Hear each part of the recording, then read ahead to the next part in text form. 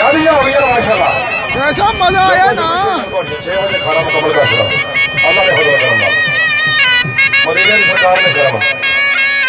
हाँ जी